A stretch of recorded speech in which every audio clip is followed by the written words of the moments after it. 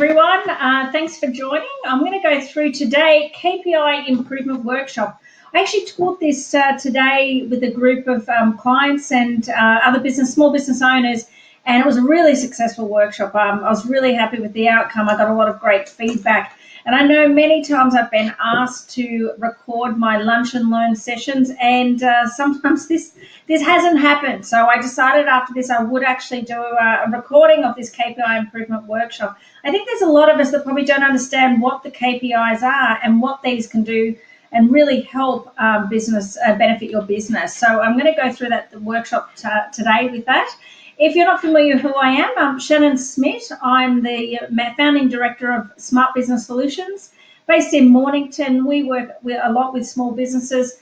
Obviously, we do tax returns and accounting, but I really love working with businesses to help them grow and I guess create tax problems for me to resolve. So I really enjoy that aspect. So I do a lot of lunch and learns, teaching on all various different aspects to help you really grow and get some traction in the business.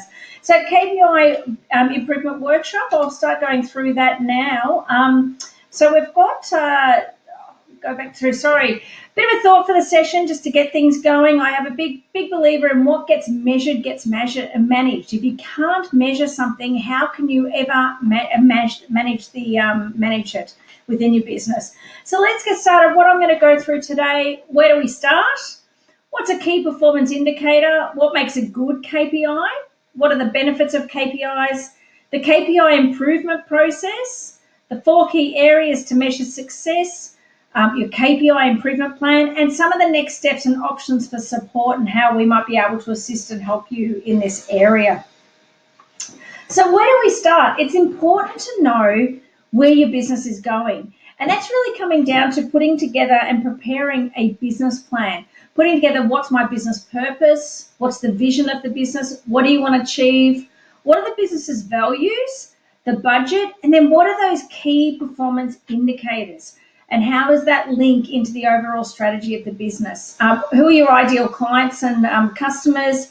A value proposition. Why should people choose you over any other business? What is your value proposition over those other businesses? What other opportunities might you have? What vulnerabilities might you have? I mean, we've got a lot of changes going on these days in the digital world. We see it a lot in retail, our industry within accounting, with the introduction of some amazing software has really turned our industry on its head. And I look at it and say for the better. Probably some would beg to differ with me on that, but I really enjoy change and looking at those opportunities. What are some of the most critical challenges and what are some of your goals and key projects that you might have coming up? So it's really, before you can even start looking at those key performance indicators, it's really having a look and saying, well, let's have a look at my business. Now, I know myself, when I did my first business plan before I started up Smart Business Solutions, it was 20 pages and it was an absolute masterpiece, I'm sure. I put it in the drawer, and I guess I never got it out again, and probably didn't look back at it. But what I look at today when I'm working with clients on a business plan is really coming up with that 1 to 2 page business plan and actually keeping it on the wall where you've got these goals that are 30 days, 60 days, 90 days. So it's a real live evolving business plan. And that's going to be really important when it comes to putting together your key performance indicators. So what are our key performance indicators? These are really, I guess if I go down to let's go to the technical term, what is a key performance indicator?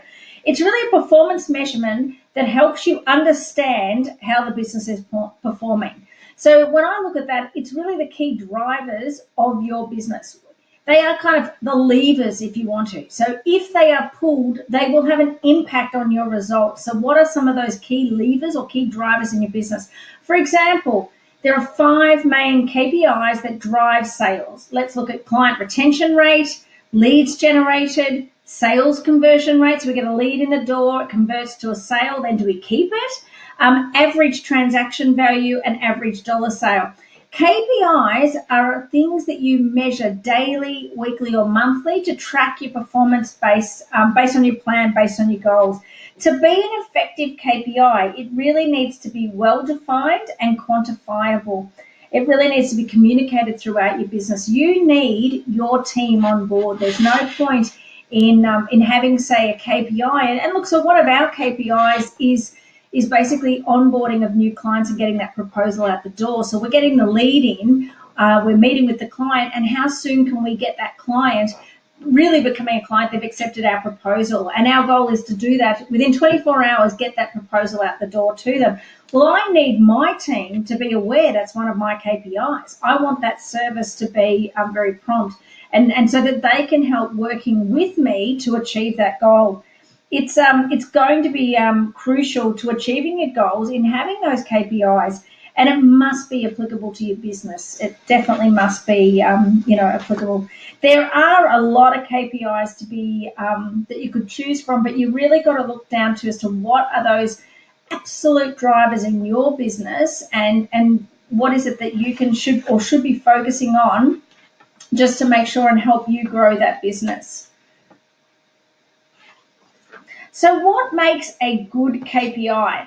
I like this comment. Last year we increased our sales by 100%. Yes, from 1 to 2 sales. So what makes a really good KPI? It's got to be specific. It's got to be measurable. So it's got to be numerical, and it can be graphed. It's got to be something that we can measure. It's got to be actionable. So results can be easily interpreted, and you know what actions to take to affect the measure. So it's got to be actionable. It's got to be repeatable. It's got to be that you can consistently gather the information over time, so you really can measure, so you've got the measurement and manage it. And it's got to be timely. You can measure it in an appropriate frequency. And I often see situations where, come after month end, and some businesses are waiting for month end reporting, 2 months down the path, and those KPIs are no longer really current.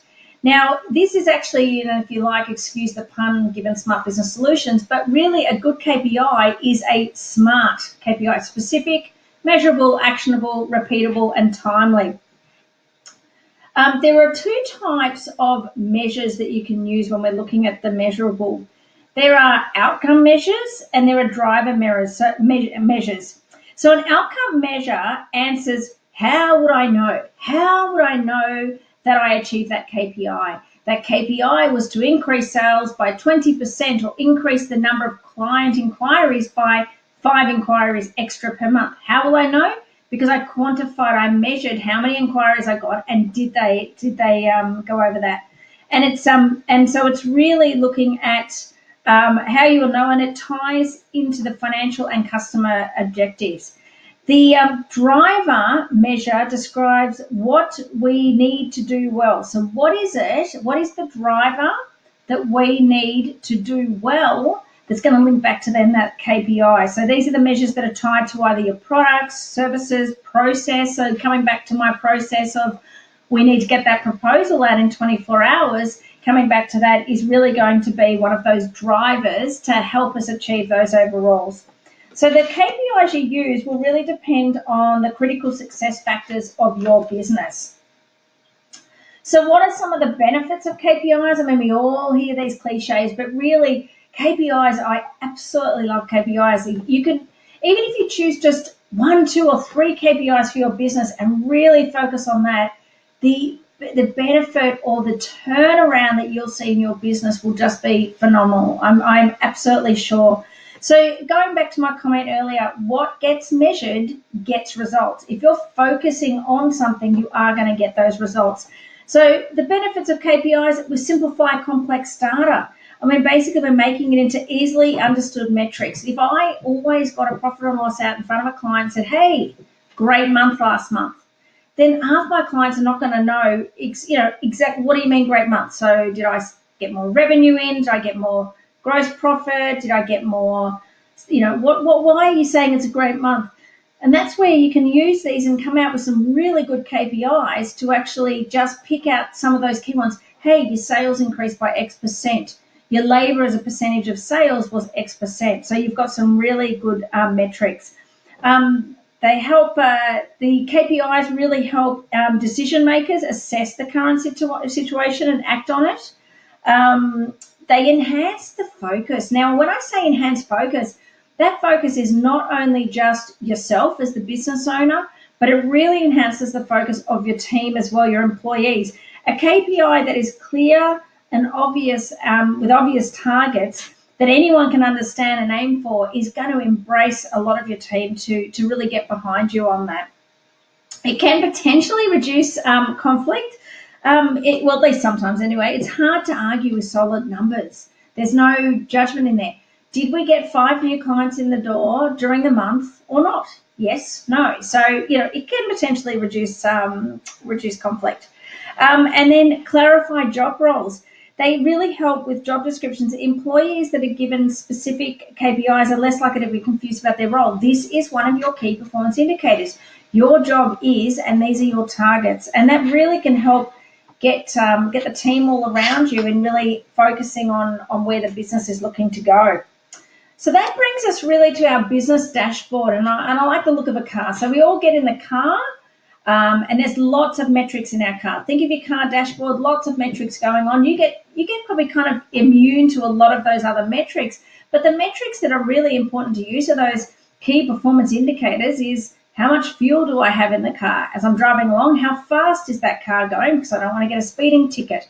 So you've got some of those KPIs, and I guess you can look at it and say, well, KPIs that don't support you in making decisions are really just metrics. Now, I guess we could say there's that heating KPI, metric that you see in the car. Now, unless that light starts flashing, you're not really looking at that metric. You don't really care. So if you take this context of the car and think about your business, so set up your dashboard for your business. What do you think, what does your business tell you? Or what parts of the business are important for you to give you an indication of where you're going to be? So I look at it and say, okay, there's usually probably a small number, probably 4 or 5 that would be your most important measures of your business. If it's retail, maybe it's how many people are coming in the door into your retail shop, what's their average spend. It could be if you're a manufacturer, maybe what's your gross profit percentage, what's your cost of rework. So having a look and going, well, what are those key metrics that I want to manage on my business? And put them together in a dashboard that you can be updating each month and really getting proactive results. So what is the KPI improvement process? The KPI improvement process, and this process really couldn't be a circular process. We're going to establish our KPIs, so they must be directly related to your business goals. They need to, and I recommend you focus on a few key metrics, not a whole heap of data points. We don't want to spend all day preparing a lot of metrics and not getting to those core of the key performance indicators. They must be cost effective, and key people must understand and have ownership of these. You need to have this communicated within your business. You must be able to measure. So we establish the KPI. We need to be able to measure. It must be measurable. I need to be able to quantify. If I can't quantify it, if I can't measure it, how can I manage it? Measurement base needs to be accurate. It doesn't need to be perfect, but it does need to have some certain extent of accuracy in it. And the measurement must be simple. We don't need a whole big formula to be able to do it. Improve. We want to improvement is linked to then the business processes. So you've got that constant change and evolution as you're going through to improve the KPIs that you have. And that's why I say it can potentially be a circular, because some KPIs that were really important to you today may actually change over time because you're improving and evolving the business. So really having a look at that constant improvement of those KPIs in your business and seeing, are the KPIs still relevant? Is the measurement, and then constantly going around. So what are some of the key areas, and going to this 4 key areas to measure success? Looking at those areas, we've got financial, customers, process, people, and innovation. So I'll go into each of those areas in a bit more detail so you can really start to think, what are your important aspects in those areas? So key area number 1 is financial. What numbers in your business mean something to you as a business owner? Is it revenue in the door? Is it cash flow? Maybe that's important for you to manage the cash flow of your business and how soon people are paying your bills to get that cash flow going.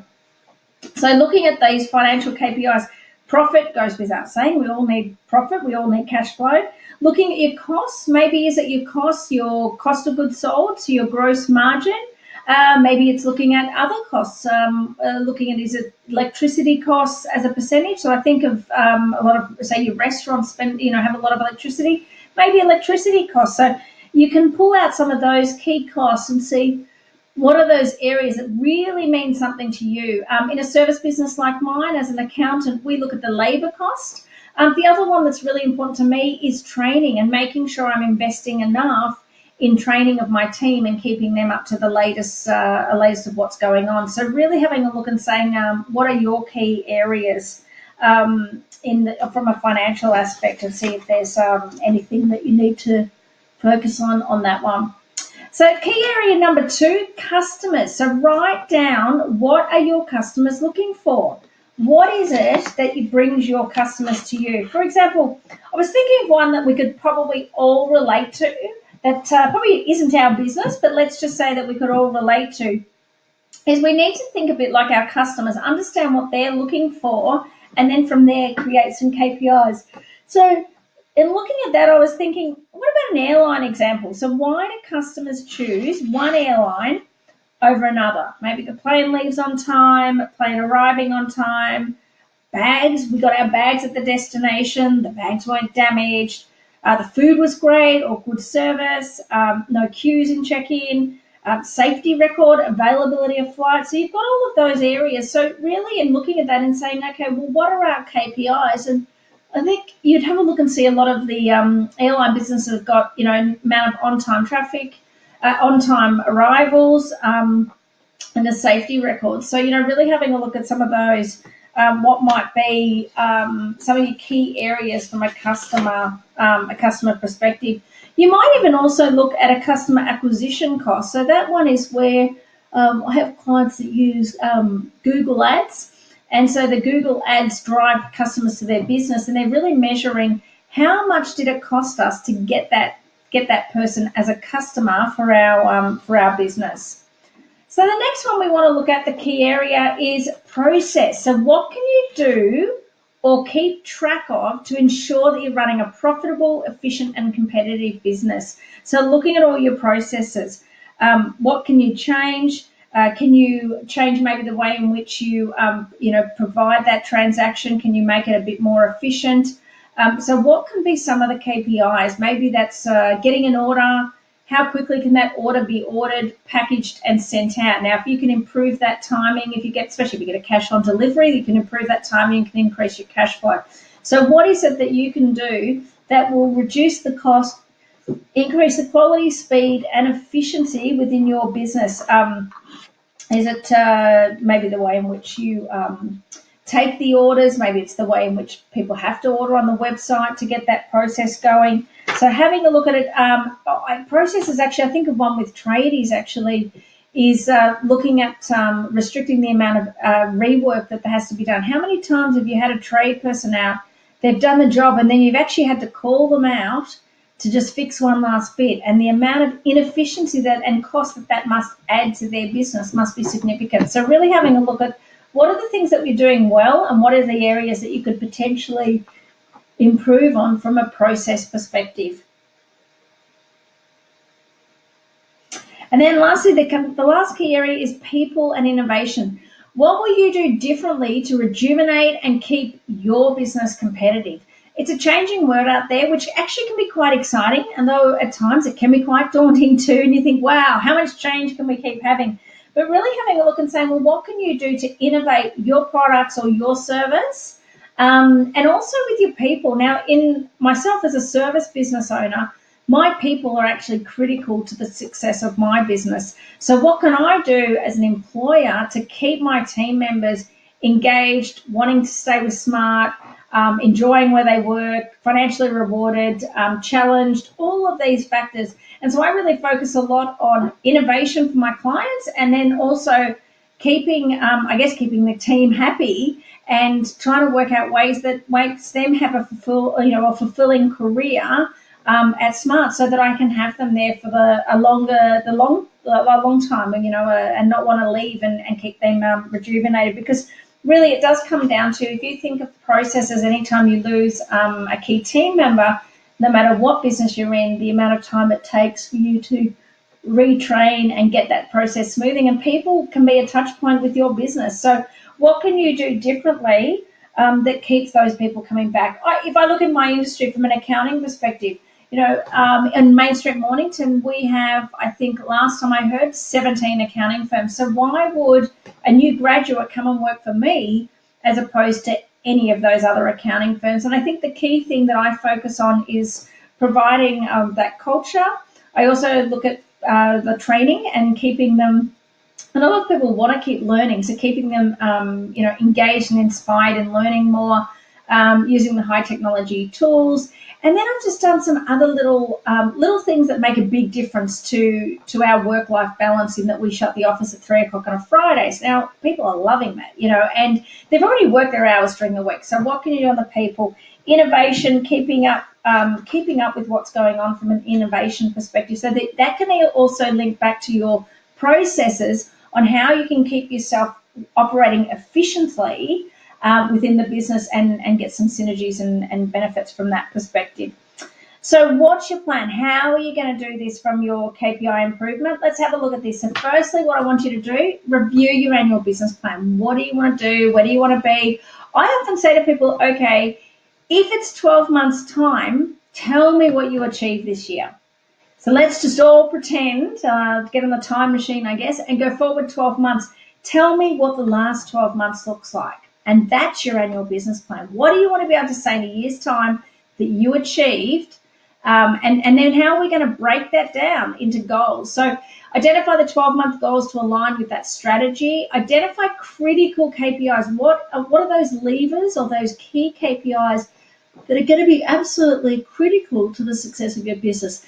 Break them down into bite-sized chunks, 90-day goals, 30-day goals. I'd love to achieve everything yesterday. It's just not possible. So I need to break that down. And I don't want to have a situation where I get to the end of the year and are scrambling to get everything done. So let's break it down to 90-day and 30-day goals. Assign goals to key personnel. So what are some of those goals, and how can my team help me with it? Because what you'll find is a lot of your team that are really invested in your business, they want to see the business successful too. Have someone independent hold you accountable. So get someone who makes sure you do that 30-day goals, make sure you do that 60-day goals, whether that we work with a lot of clients on helping with that, catching up with them, whether it be on a monthly basis or whether it be on a quarterly basis, to really make them accountable for moving forward with their business. So you've got that. So how can we help at Smart Business Solutions? We do accounting and tax. We love all of that. But what we really love is getting involved with your business and really helping you grow. And I always joke that makes me, you'll grow your business, and that gives me lots of tax problems that I get to solve, and help reduce your tax and minimize your tax where possible. So we can do a business planning session to really assist you with that. That starts from $1,750 plus GST, depending on the size of your business. Quarterly coaching, including a financial report, from $1,000 per quarter, depending on what you need in your business. Or if you really want to just come in for a complimentary 1-hour chat, let's have a chat.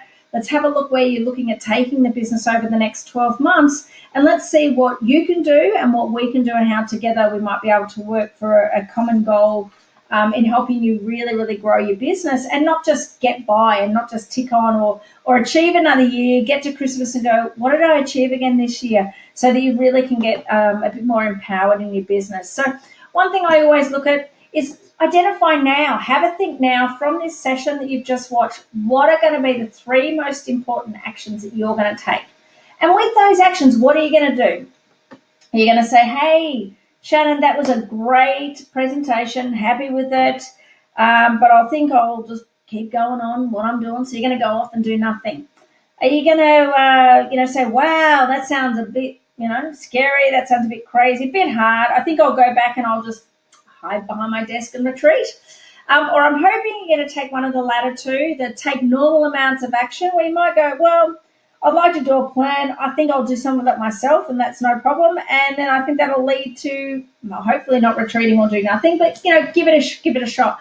Or are you going to take massive amounts of action and say, hey, right, I'm going to do my plan, I'm going to do my KPIs, and I am going to get this going. Even if you just start with 2 KPIs or 3, find those key drivers and really work out what's going to lead to some real success with your business. And I really hope that you can really get some power out of today's session on how you can identify your key performance indicators and what really is going to drive your business. Just take 1 or 2 key performance indicators, focus on those. You can always add some more on later, and really hopefully I hope that you can really see your business powering forward. So thanks very much for joining today. I hope you got a lot out of it. Please let me know your feedback. This is the first of my Lunch and Learn sessions. I have I think we've been doing the Lunch and Learn well over a year now. It's once a month. I come up with all different topics. If you've got a topic of interest, feel free to contact me and let me know what topic you'd love to hear me talk about. And I might start to record some of my other sessions. I know that the Lunch and Learn, it's always great networking. I finish presenting and no one's leaving. We're all still chatting. There's usually a few tables of people with having lunch, etc. And it's really great business networking. One on a Friday, first Friday of every month. But alternatively, if you cannot make that session, I'm going to try and, my commitment to you, maybe that's my key performance indicator, is to start recording these sessions and then see how many of you join on and have a look. Anyway, I hope you have a great day, and I'll catch up with you soon. Thank you.